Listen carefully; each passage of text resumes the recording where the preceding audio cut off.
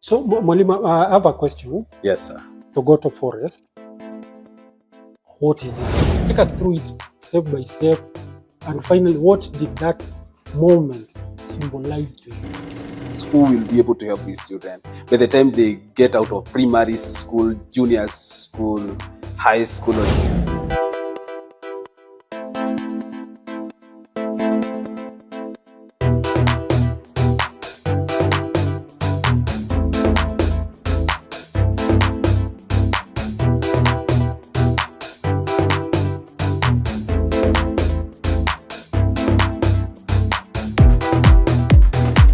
Now, the show is called Envila Show, and we have our special guest, Mwalimu.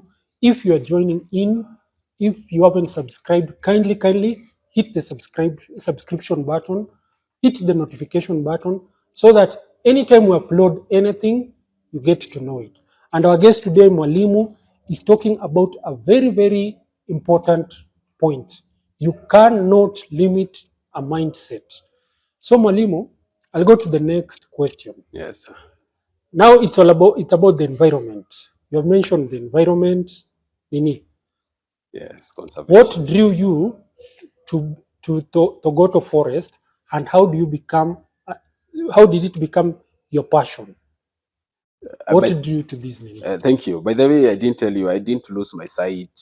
I was not born blind, so I lost my sight. And before I lost my sight, we used to go in the forest. The forest is just a hood. That's like the way every village has a hood, a neighborhood. My village where I come from is called Karene and Karinde. So that area there is a forest called the Thogoto Forest. So we used to go there to fetch firewood, to play in the forest, to swim in the source of River Athi, all those things. And as I grew, something got into me that this is a best resource around that area. But unfortunately, the forest was being damaged. There was a lot of deforestation. Those days I couldn't do nothing because I was still a young man. I was still a young boy.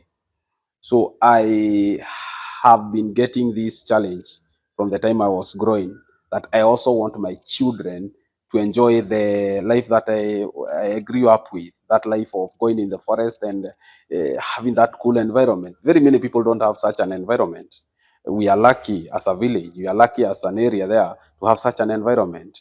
So with that, by the time now I grew and I came back to the community now, another thing that I saw, apart from teaching the children, what else now can I do to these children now out of class? So out of class now, I'm into environment and conservation of the Thogoto Forest. So I have led these young people, and I have introduced the forest to the young people, and they have been doing a lot of conservation. We are planting thousands of trees. We are there throughout weekends. We are there. We have introduced hiking in that forest, and the young people in that area are receiving visitors from any place, and they come there. They don't come just empty-handed. They come with something, and my young men and women are employed in that sector. So I feel good when these young men are in the forest, also bringing visitors in that forest, conserving the same forest, and having a feel that this is their resource, and this resource is supposed to be conserved.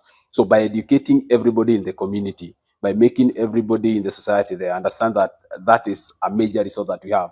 Imenifurahisha sana. I feel great. I feel nice that apart from teaching, what else can I do? You know, life is not, as we are saying, the mindset. It's not only being in school. What else can I do out there that can also impact not only even my village? Because when you're conserving that forest, you're also conserving it for the sake of our country, Kenya. Remember, I have said that is the forest that has the source of River Athi. River Athi is the one that we're having today. You have seen the government is cleaning Nairobi River. Nairobi River is very dirty, but when you come to its source, it's very clean.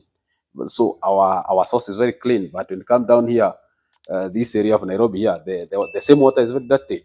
So that thing of making where I am look good and nice, that is what took me to environment matters and conservation. So, Mwalimu, I have a question. Yes, sir. Thogoto Forest, what is it? Let's say me, I'm a See, you know, YouTube squeezy, it's everywhere. Yeah. I mean, Sweden, I hear you talking about Thogoto Forest. Yes. Sell it to me, sell it to the audience. What is Thogoto Forest? How do you tell us about it in details? Thank you. Thogoto Forest is a forest within Kiambu County, Nairobi County, and Kajiado County. It's not a big forest, 764 hectares. It is mainly a planted forest. Very small part, which is indigenous part. We as the Thogoto Forest, we are dealing with the indigenous part, increasing the number of indigenous trees in that part of that forest, and also conserving that part where I've said there's the source of earthy. That's a nice forest where you can come and visit and have fun, feel nice. Don't only go to one forest in Kenya. We have very many forests, including the Thogoto Forest, which is not very far away from Nairobi. And we come there, we provide you with security. We have our scouts. We have young men and women who are ready to receive you there. Yes, we may not be that forest that is very much established because we are still growing, but one day we are going to be there. But believe you me, wherever you come from or wherever you are, you contact us through our website, the Thogoto Forest Family. You find us there. All the details are there. TikTok, the Thogoto Forest Family. You find us in Instagram, the Thogoto Forest Family. We are there, and you'll be able to learn a lot of the Thogoto Forest Family because maybe we cannot exhaust. Ask yourself, this is the king and the queen of Netherlands coming to the Thogoto Forest, not a joke. You can also come and experience. The king and queen came. That's why I really need to know the space. Yeah, there has to be something special. Huko Thogoto. Is there a special, for example, animal? Kuna, ama is the environment itself? What is the tourist attraction in about? There are no animals per se, labda these monkeys, but the environment itself, the walking, the hiking, the source of earthy, the indigenous part of the forest. You'll also see that forest, how it is helping the community there because there are people who are farming in that forest as they grow trees. That environment is the one that makes that forest to be special. Very special. And also the location. It is just, it touches Nairobi County, it touches Kiambu County, it touches Kajiado County. It is within the current area of Nairobi. That location also is very nice for you to come and visit and enjoy the forest. So if you're a tourist out there, if you are a local tourist and you want to at least kutembea Kenya, si ati uko tuko kwa estate ama kwa ni, you want to tembea, kindly mwalimu give us your handle so that people at least they want to reach Thogoto Forest and all that, ama reach you, how they can reach you. Yes, thank you. As I have said earlier, we as the Thogoto Forest Family, you get into our website, just do the Thogoto Forest Family. It will just appear there. The TikTok, the Thogoto Forest Family, IG, the Thogoto Forest Family. Personal handle, I mostly use Facebook, Mbugua Kamau, also there. But mostly you can get me through the Thogoto website and the Thogoto handles. Okay. Thogoto Handles. Handles. Yes. Okay. So now I began with this and I'll still go back to it. King and Queen of Netherlands. Yes, sir. Now tell us, what did that moment symbolize for you? For you now.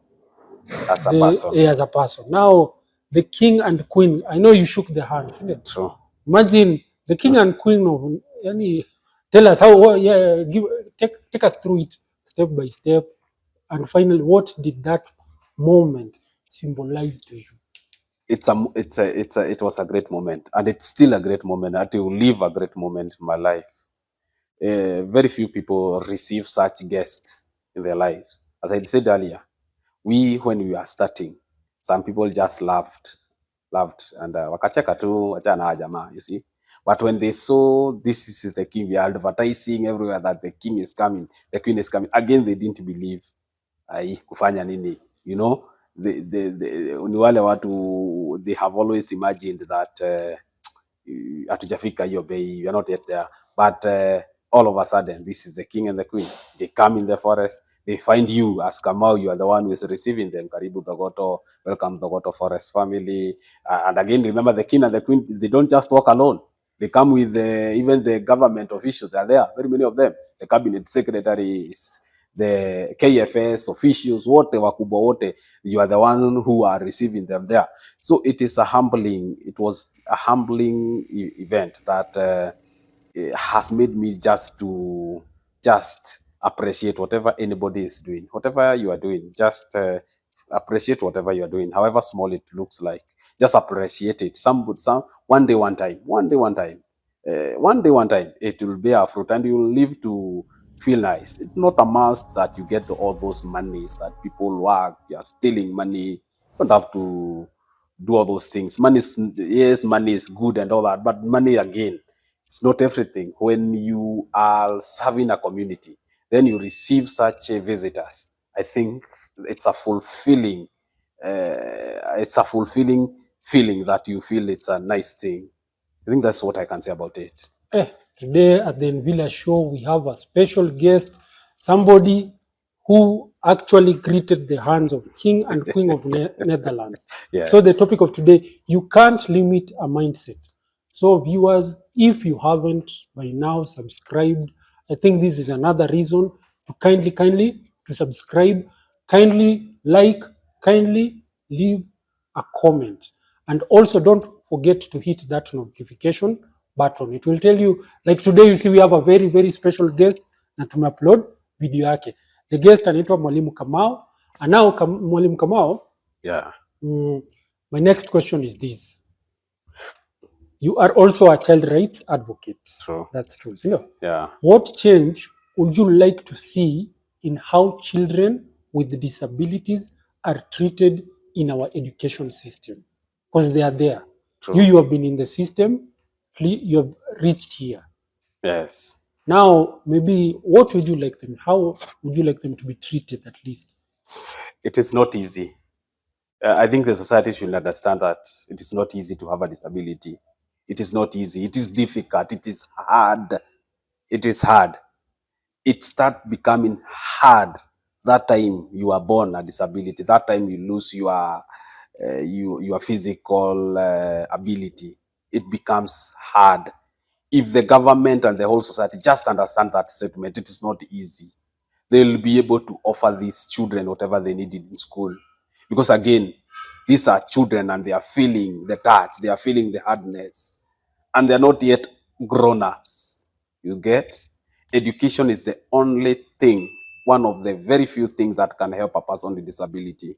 And if these children are not empowered in terms of education, believe you me, they will disturb us, they will be on the street begging, and you will do nothing about that. They will beg because they cannot do anything else. Because we didn't educate them. What do you want them to eat? Where do you want them to get food to eat? They have to beg. If we want to eliminate such things as begging, we must educate our children. The government should be ready. The well-wishers should be ready to come in these institutions and bring in resources that are needed by these children. Books, writing equipment, they are very expensive. And as a parent, or parents may not be able even to afford them. It's only the government and the well-wishers who can help these children in their school. Let them have teachers, enough teachers, trained teachers who will be able to help these children. By the time they get out of primary school, junior school, high school or senior school, and higher levels of education, this child, believe you me, by the time they have qualified and passed in their exams, they will never disturb you. Let me say this. My mother hi mom, my mother who has taught me, who took me to school, who carried me on her back, my mother who did everything to ensure that I have that education. If she didn't do that, I'll be a burden to her. Right now, I am grateful to my God and her because I'm not her burden. In fact, right now, my mother cries and sometimes she needs something. She just call mtoto wake, uko wapi? Nimekwama hapa. And she does not even remember that I'm a child with disability. She does not remember that. So by us empowering these children, helping them to get the right education, We don't only help the parent, we don't only help the mother and father who born this child. We also help in the society at large, because by the end of the day, these children will grow, they want to get married, they want to have children. They cannot do all those things if they are not well empowered. So it starts from the basics. Let them be empowered from school. Let them get the right education. It is difficult, I know. It is hard, I know. But the government, the well-wishers, they have all resources that are required. So a child with disability, wherever they are, even if you have one, wherever you are, please let this child go to school. Let them be in school. Let them learn. Let them get that education. And they will one day appreciate your efforts.